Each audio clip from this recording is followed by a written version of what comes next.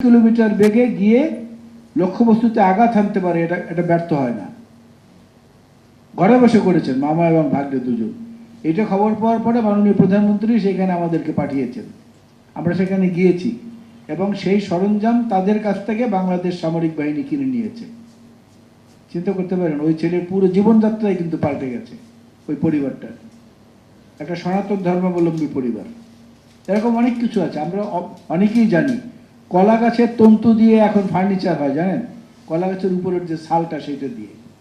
কচুরিপানার নিচে যেটা থাকে লোমের মতো, সেটা দিয়ে টিস্যু পেপার তৈরি হয়, সেটা দিয়ে আর্ট পেপার তৈরি হয়। এখন কচুরলতি রপ্তানি হয় বিদেশে, কলমি শাক রপ্তানি হয়, এবং কচুরলতি রপ্তানি করে গত অর্থ বছরে একটি প্রতিষ্ঠান সে প্রায় 12 কোটি টাকা আয় করেছে। উত্তরবঙ্গের একটি এনজিও। উদ্যম এবং উদ্যোগ এই দুটো জিনিস যদি থাকে, এটার মধ্যে থেকে একটা ভালো প্রাপ্তি আসতেই বাধ্য। মানে আল্লাহ রাব্বুল আলামিনও বলেছেন, আমাদের সৃষ্টিকর্তা তিনিও বলেছেন বিভিন্ন জায়গায় যে পরিশ্রমলব্ধ যে ধন সেটা হলো হালাল। সুতরাং আমরা সেই দিকে দৃষ্টি রেখে যদি আমাদের সমস্ত কর্ম পরিধিগুলো ঠিক করি, তাহলে জীবনে ব্যর্থ হওয়ার সম্ভাবনা কম থাকে।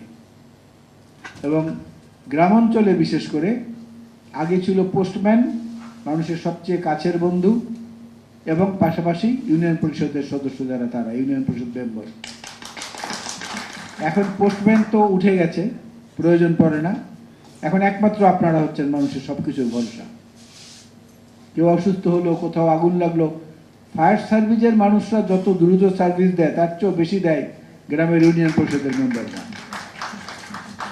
ঝড় ঝঞ্ঝায় রেড ক্রিসেন্টের বা রেড ক্রসের স্বেচ্ছাসেবীরা যে কাজটা ঝড় ঝঞ্ঝার সময় করেন, আপনারা রোদ বৃষ্টি বাদল সবকিছু উপেক্ষা করে সারা বছর সেটা করেন।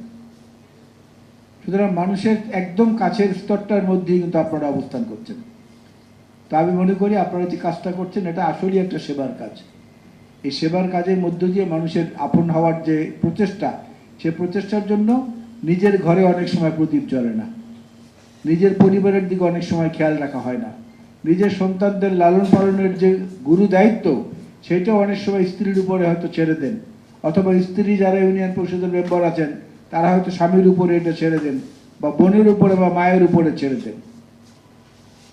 সেদিক থেকে আপনাদের যে ত্যাগ, আপনাদের যে সব কিছুর প্রতি মোহ এবং মায়া, এই জায়গাটার কেন্দ্রে কিন্তু সাধারণ মানুষ।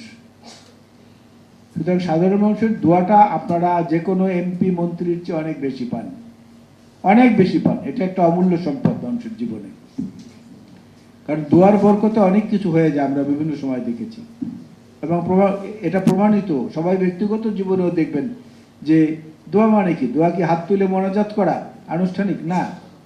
একজন মানুষের মৃত্যুর পরে বা একজন মানুষ অসুস্থ হয়েছে এইটা শুনেও যদি কেউ বলে যে হাই ভদ্রলোক খুব ভালো, ওনার জন্য দোয়া করা উচিত, এই মানুষটা খুব ভালো ছিলেন, এটাও একটা দোয়া।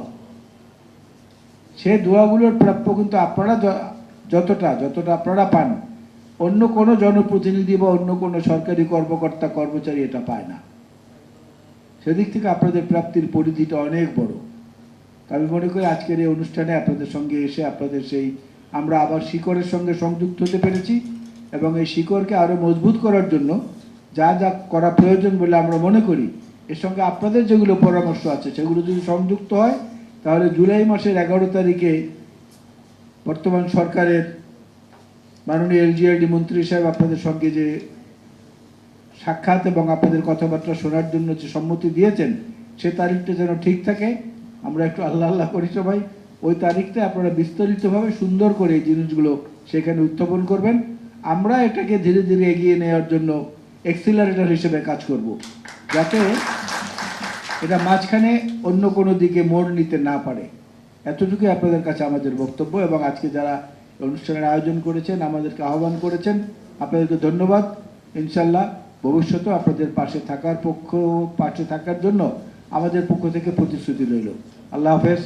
বাংলাদেশ জিন্দাবাদ। বাংলাদেশ ইউনিয়ন পরিষদ মেম্বার কল্যাণ অ্যাসোসিয়েশন জিন্দাবাদ। আসসালামু আলাইকুম।